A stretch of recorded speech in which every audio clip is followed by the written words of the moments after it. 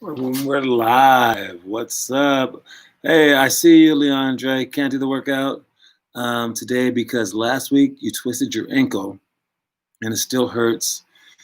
So you have to rest. I understand. All right. Yep. Ankle injuries happen. All right. Make sure that you rest up. And the way to rest up an ankle injury is rice.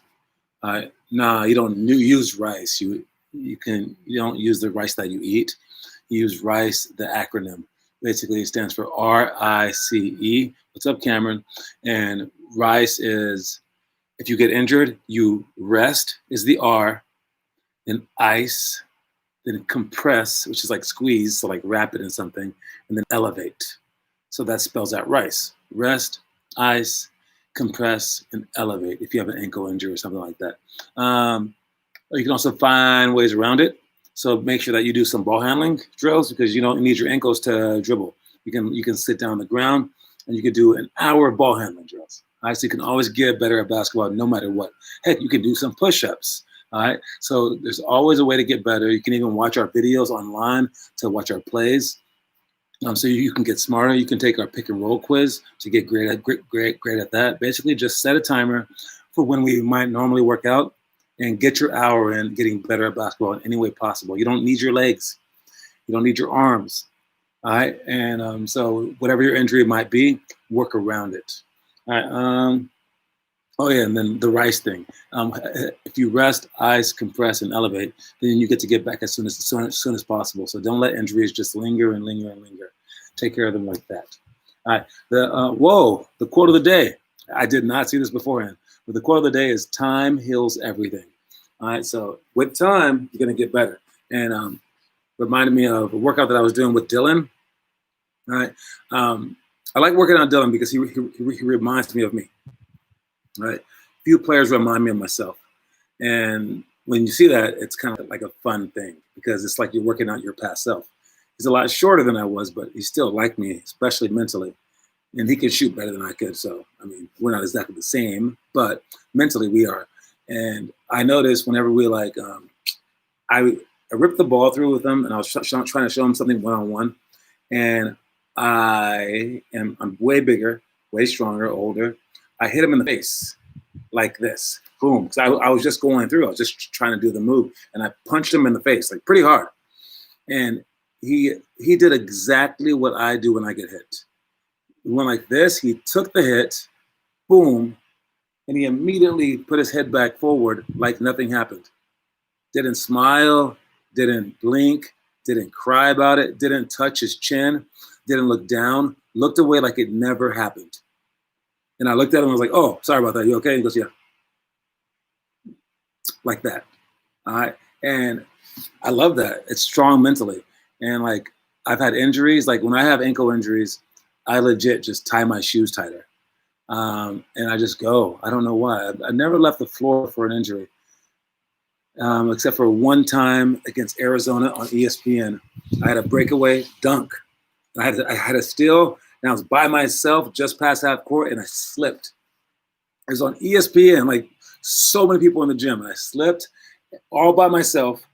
And I was like right after I stole the ball, and I landed on my right arm like this, and my arm came out the socket. And I couldn't move off it. I went like this and I kind of pulled on it. I think I pulled on it. I'm not sure, but it went back in. And I was like, what? And then like it was like travel or something. I don't know what happened, but they had to take me out the game. Then they got it wrapped up, and I couldn't move my arm. But I went back in the game 3 minutes later and finished the game out. We lost that game, but I wound up playing the next about 4 weeks with a subluxated arm, and I just played with one arm.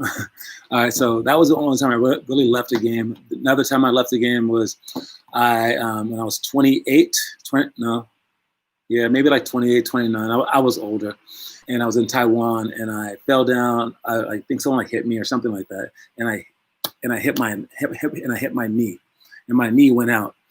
I'm not sure if I heard a noise, but I know you're supposed to hear a noise when your knee's broken or whatever. And I have never really been injured my entire life besides like a broken nose. I'm not injury prone. I was never really hurt my entire life, but when I hit my knee, I knew it was over. I was like, there goes my career. It's been a good one. I was on the ground. I was really thinking that. And I laid on the ground and I was like, oh, and they called like a timeout for me. They helped me off the court. And I think I kind of walked off the court and I was like limping and it was hard. But then I sat down and I was just trying to catch my breath because I couldn't breathe because there was so much pain. I couldn't breathe. So I tried to catch my breath. And finally I caught my breath. And our trainer, a girl, was right next to me. She spoke English. And I looked at her and I was like, okay, I'm ready. And she's like, you're ready to go to the hospital?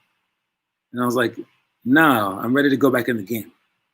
And I played, and I went back in the game, a little bit of lag, sorry.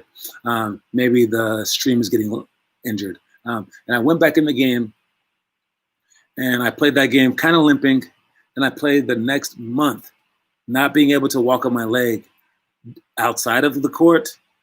And I mean, like when I was off the court, I couldn't walk. When I was on the court for practice, I stood still and I just did ball handling drills and some shooting. I never practiced for a month. And then for the games, I just breathed really hard and I just went and I played. And I was so slow. And I couldn't do anything. Yet when I slowed down, I became a smarter player.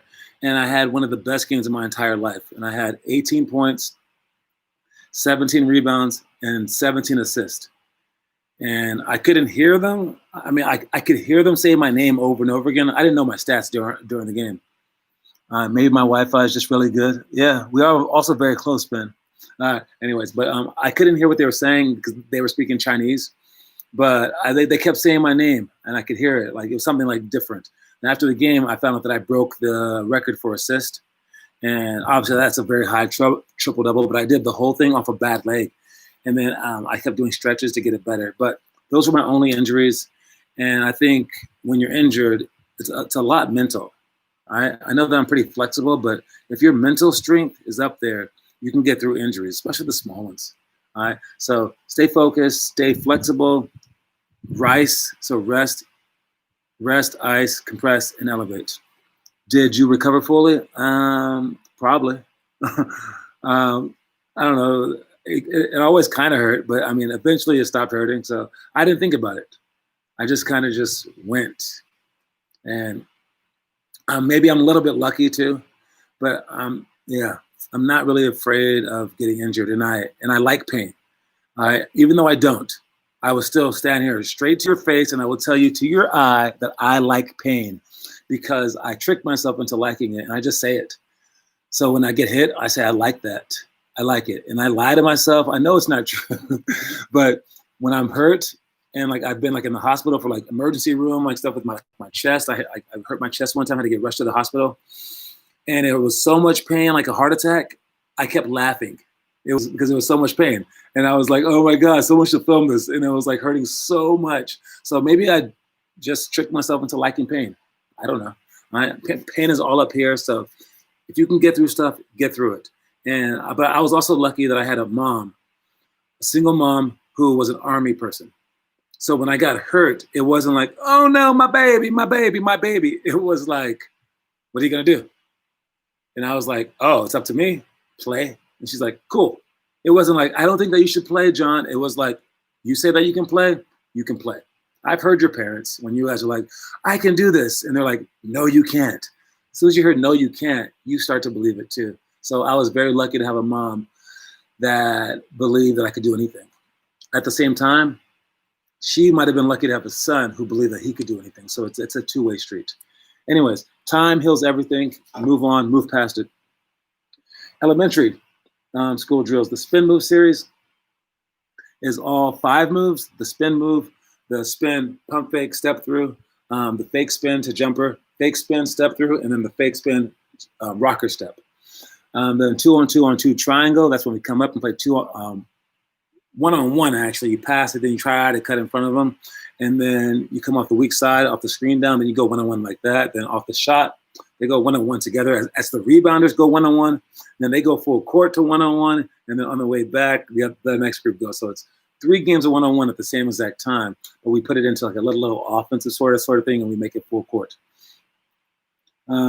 Force post middle. When we're guarding the post, we want to force the post toward the middle. All right. When we're guarding the wing, we want to force them to the baseline. So it's two different things. And other teams have their things, but I don't think any team forces the post to the baseline because there's no help there. Some teams do funnel the wing toward the baseline. If that's like your team defense, do it. But oh no, I'm sorry, strike that. Some teams funnel the defense to the middle. And again, I think that's stupid. Maybe if you have a big time shot blocker, but the best course of action is to send them to the baseline. So if they're on the outside, force them baseline. If they're on the inside, force them middle, where you have help and their passes are limited. Poly pyramid, that's on the Iverson cut and pick the picker play where you screen across down screen. We combine those plays for shots. Now, if you have any questions on any of these drills, just ask them and I can go over them in depth. 0 to 3 seconds, up by 3, sideline out of bounds. Defense.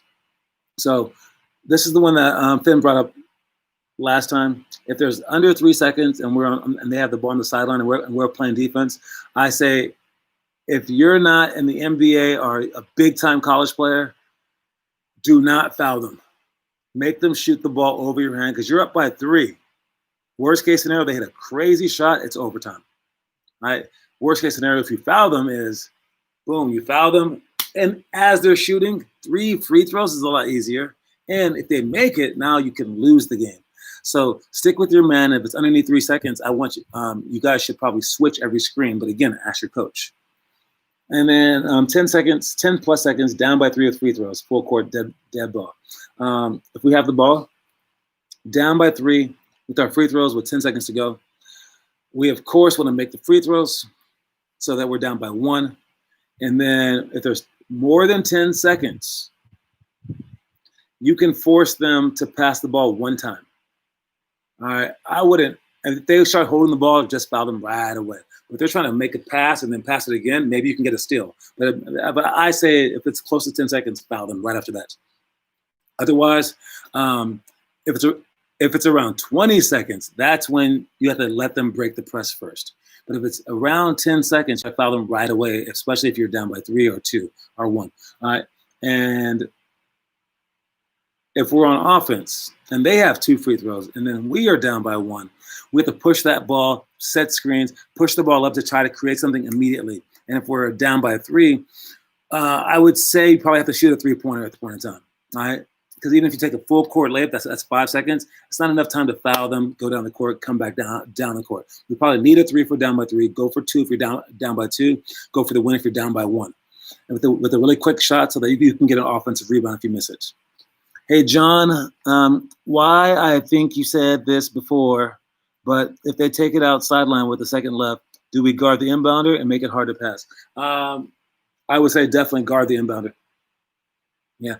You would think you should go double team someone else, right? But having a pass that's just like a straight pass with no one in front of you, you could just pick off the defense. So I would say that rarely do people play no one on the ball in that situation. All right. You want to have your hands up, going like this, and you are a huge deterrent on what they're able to see. That's why people don't normally pass the ball to the corner or they try to skip it way across court because they can't see anything down low because there's someone in front of them jumping. So you want to make it as hard as possible. So definitely guard the inbounder, waving your arms from about 3 feet away. All right. Nice question, though. All right. Middle school. We have one-on-one cutthroat. That's a good drill just to do. I've seen Kevin Durant do that drill. It is hilarious. All right. Google that. Google Kevin Durant on the Olympic team playing one-on-one with everyone. Okay, mind you, he's playing against the best players in the world, like Paul George, like James Harden's out there, Westbrook's out there, all these people, right? And Kevin Durant is just murdering them. He might have scored like 15 straight baskets at one point in time. And like everyone's just going like normal. And then like Kevin Durant gets up there and no one can stop him. I said this to someone and I still think this. Okay, so there's a few great scores in NBA history. I'll give you 6 of them right now. Steph Curry is one of the greatest scorers ever. He's amazing, right? Then we have Kobe Bryant. Then we have T-Mac. Then we have like Carmelo Anthony. Those are like some great scores, some great scores, right? They could put the ball in the basket. Those 4 guys, as amazing as they are, They're down here compared to the top two scorers. The top two scorers, Michael Jordan. He could put that ball in the basket from anywhere, right? But I think the best scorer of all time is Kevin Durant. Now, I hate Kevin Durant, all right, because of his whole switching team thing. That was so stupid. Now, I'm not going to say be like the people that hate on LeBron. Just the way that he switched teams. Like, you can't switch to a team that James Harden, best scorer. Yeah, James Harden's up there. He's not as great as Michael Jordan and Kevin Durant, though. But, yeah, he's definitely up there with Kobe Bryant and all those guys, definitely. All right. But Kevin Durant is a new beast because Michael Jordan could do a lot of stuff. And again, I was going to say I hated him because he left to the team that beat him. Punk move. You cannot get beat by a team and then go play for them. You just can't do that in life. You just can't. All right. But he was my favorite player before that. My favorite player, but as a person, I don't like that crap. That's horrible. Anyways, but the best scorer in the history of basketball, yes. Because Michael Jordan could do a lot of things, but he wasn't 7 feet tall. James Harden legit just comes down the court. And he can do whatever he wants at any time that he wants. He's not the greatest player ever, but he's just the best scorer of all time. But with that said, Michael Jordan and Kevin Durant were not number one picks. All right. When Michael Jordan was picked, he was picked third. All right. And ahead of him was Akeem Olajuwon, which was a good pick. He's a Hall of Famer. But there was a second pick named Sam Bowie, who wound up being nothing. Sam Bowie got picked ahead of Jordan. And then ahead of Kevin Durant got picked second. The guy above him was Greg Oden, who wound up getting hurt. He was a big guy who got hurt. Sam Bowie was a big guy who got hurt. They both were supposed to be pretty good, but wound up being nothing. Sam Bowie got picked ahead of Jordan, and Greg Oden got picked ahead of Jordan. And guess which team picked them? Both times, 1984 and 2007. In 1984, the Portland Trailblazers. Portland would have been great. You never, who knows? But the Portland Trailblazers picked both those dudes. In 1984, they picked him above. They picked Sam Bowie ahead of Jordan, and then in 2007, they picked Greg Oden instead of Durant. And I know anyone can make a mistake, but two of them. And to have it be the two greatest scorers of all time. You didn't just miss on like something normal. You missed on something extraordinary. And now they have Dame Lillard. Congratulations. They didn't drop that one. All right, but man, how you can change a franchise just like that. So the Blazers will always be haunted because of that. But with that said, they're about to play tonight against my Lakers. Good luck to the Lakers because Dame Lillard has been on fire. All right, the games earlier today, I don't know if you've been watching them, but the Milwaukee Bucks lost.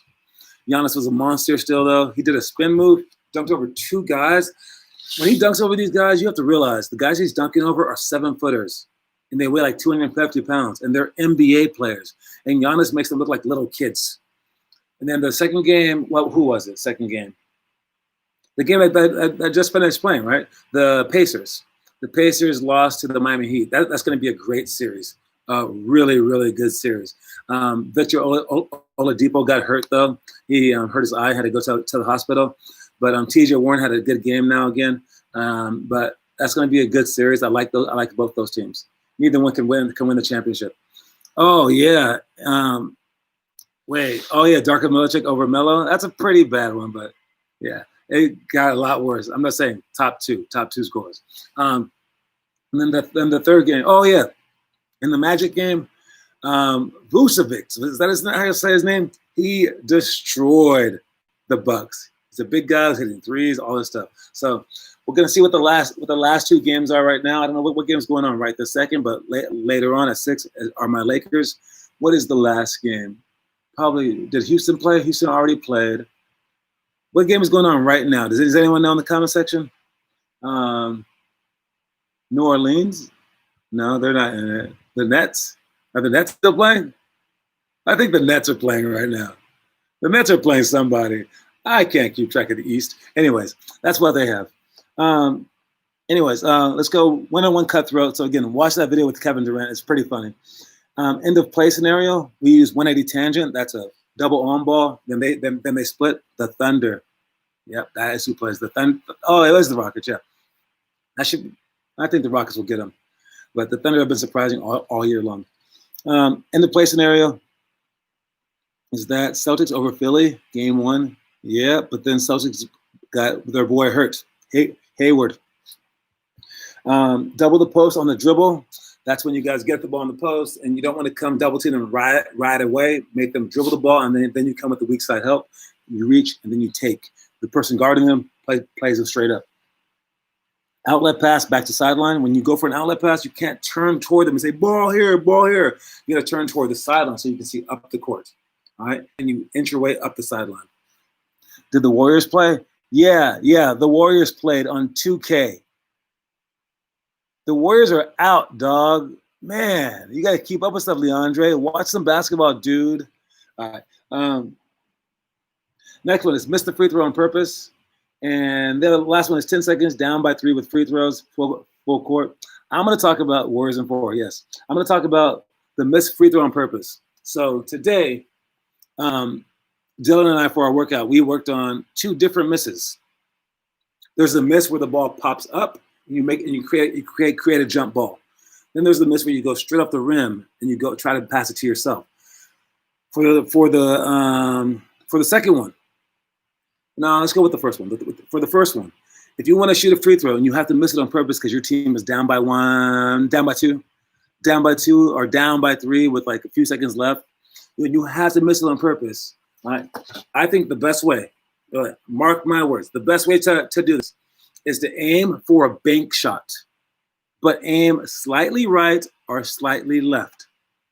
And you want the ball to go up so it's arcing down after the bank shot. And you want it to go up to give the people some time to congregate in the middle. Because if it goes straight too fast, your defender who was on the wrong side doesn't have a chance to go around. Sorry, your offensive player, sorry. So shoot with arc, off the backboard, slightly to the right, slightly to the left so that the ball bounces off the backboard, then off the rim, then up. If it doesn't hit the rim, it's a violation. So it has to hit the rim. So backboard, rim, and then up, and then hopefully you guys can get lucky and get it. However, if you have no chance to get the rebound because your team like sucks at rebounding and that team's huge, I think the next best way is to try to throw the ball to yourself off the rim. And how you do it is you have to aim really well, but you also have to time it. So yeah, you want to throw the ball straight so it hits the front of the rim so you can sprint in and catch it. You can't leave the line until the ball hits the rim. So you have to watch that too. So throw it, wait, and then boom, then sprint in and catch it and try to score it. But before that, what you want to do, especially if you have 2 free throws, is you want to create a big rhythm. So do your rhythm free throw. So mine is I spin the ball, I bounce it 4 times, and then I shoot, right? Whatever yours is, whether it's like touch your face or whatever it is, you want to do it and then surprise them, all right? So what you want to do is this. So mine is spin the ball, bounce it 4 times, and then shoot, right? I do that the first time. I really take my time and I breathe. So the second time, I spin the ball and I bounce it once and then I shoot. All right? So they're expecting me to bounce it a few times. And then that can give me an extra 0.2 seconds of reaction time. And I can throw it, sprint in, and catch it, and then score it. So, but the throw is kind of hard. I mean, I tried it this morning. I did it perfect the first time, but I'm a decent free throw shooter, and maybe I got lucky too. All right, but it's a fun way to miss a free throw if you happen to have it. But again, I recommend the first one, throwing the ball off the backboard, off a high arc, hit the backboard, then the rim, then the ball always bounces up. And it's really hard to also bank a free throw. So even if you like mess up, you're still not going to make it usually. All right, that's it for that. Now we have high school. High school, we have swoop, chase, layup. You guys should know that one where you're coming in with the weak side help and you're smashing the ball up high so that you get to have bravery and do it the correct way, go up strong. If the defense needs to adjust to give them a chance to do so. Athletic rebound to putback, throwing the ball off the backboard, catching it high, smashing it, and landing in a diagonal position so you can shoot the ball over both shoulders. You can't land like this for the rebound and then shoot that shot. They're going to block you at a certain age. All right, so land with your feet twisted away from them. Off of a one-handed catch so you can reach with this huge thing as opposed to going with 2 hands. We can only reach so far. Reach out there, reach for that one handed, then 2 hands for athletic rebounds if you have to. Meet the post on the break. That's where the post guy is running down, and then instead of waiting for him on the block where he gets to post you up, sprint to the elbow, meet him early, and make him go behind you so that you confront him. All out deny great players. Stay focused. Stare at them. Don't even look at the ball. Who cares if we even get the ball? Just lock them down. And then talks about it. Miss the free throw on purpose. Whether you need to score, you can miss the free throw on purpose, or it's a late game situation. You have the lead. So if you have the lead, like let's say that there's a 2-point lead with 1 second left, and they have no timeouts. If you make the free throw, they're going to take the ball out of bounds, throw it the full length of the court, someone can catch it and throw up a lucky shot. But if you're up by 2 with the 1 second left and you just miss it on purpose well enough, then they catch it with their back to the basket, and then they have to shoot a full court shot. And that's a kind of a gamble because you could have been up by 3. So you really want to do that when you're up by like, I would say 1 maybe, where it's like no real difference between 1 and 2. It's a tough thing, but I say them hitting a full court shot with your hands up, don't foul them. It's a tough one. Let them go ahead and hit that shot. And that's about it. So, I forgot. Down by 3, baseline out of bounds. We want a good shot going toward the 3-point line, especially when, we're down by 3, so with 10 seconds left. That's not enough time to make a 2 unless it's a really, really quick 2. We probably want a 3-pointer. We get some rebounds really quickly so we can pass it back out for another attempt. And we have to get good, solid screens. Some screens that you can do is pass the ball inbounds and then pick the guy who just took the ball out as he steps underneath the basket and pick him for the corner. That's a really popular one. Another one that you could do is strong side elbow, get screened by strong side post by stepping in. This guy screens him to the elbow to the corner as well. Or you can have the 2 strong side people stick together on the elbow and have the weak side person backdoor screen and then come off the double pick for a shot. Those are very popular plays. You get 3-pointers off of baseline out of bounds. Again, if I had a notepad, I would show you guys, but don't have that capability yet. I will upgrade in a few months. All right, let's finish up with this. Let's see, what day are we on? The 18th. You guys have 12 more days to watch your movies, 13 more days to watch your movies. Watch those movies, okay? Hype yourself up, and because, dude, it's hard to keep going. All right, part of our job, part of my job is to keep you guys going so that you're inspired, right? Well, if you watch those movies, you don't have to worry about it. All right, you don't have to worry about it. Anyone that I've really worked out with and I've forced them to go, after a while they go, I can't go anymore. You know how much movies inspire you to keep going? So watch those things, okay? Watch those movies. Last thing is the motivational quote of the day. Let's see what it is. The majority of players would love to scrimmage for the entirety of every practice. If a coach only did this and never taught his players or ran drills to improve their skill, the players would love it and their parents would pay for that program. So beware of those wishing to profiteer from this and seek programs of worth. All right. You want candy, I know. But if the restaurant's serving you candy, they're probably just going to get you sick. You want recess, I know. But if the school that you're going to only has recess and never teaches you math, it's not a good thing. And if you come home from school and they're like, your parents are like, how'd you like school? And you're like, I loved it. And they're like, well, what did you do all day? You're like, played dodgeball all day long, no classes at all. And your parents are paying for that school like a private school. Oh my God. They'd be so mad, right? Because they know that's not how you get better at school. Who cares if you love it or not? That's not their thing. But basketball, for some reason, they're like, did you love it? Because if you didn't, we're going to pull you out.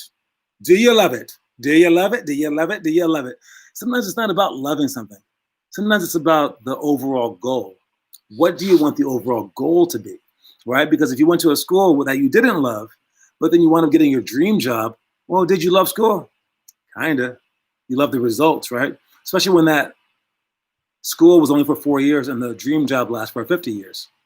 But if you switch it, says everyone will get burned out. I told a friend that, and he says everyone will get burned out. No, only the players that couldn't survive in the first place would get burned out. There's no burning out for Kobe. But honestly, straight up, he's right. If people suck and they're just going to burn out. eventually, anyways. All right, it happens. I will say that you have to pace yourself. So you can't just start out by doing Kobe stuff like for 8 hours a day.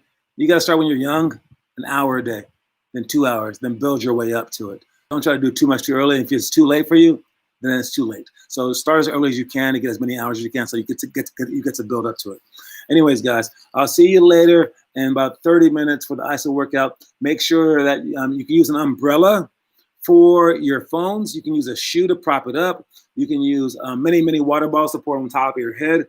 What else can you use? A hose to hose pee. You can get this thing done because we are in the biggest heat wave of the entire millennia. It's crazy. It's going to last for a while. Just get used to it like they do in Arizona. All right? Figure it out. Let's get this thing. All right. I'll see you guys later. And yes, CYOs for people that don't want to be good about it is. It really is. It's sad, but it is. All right. I'll talk to y'all later. Peace.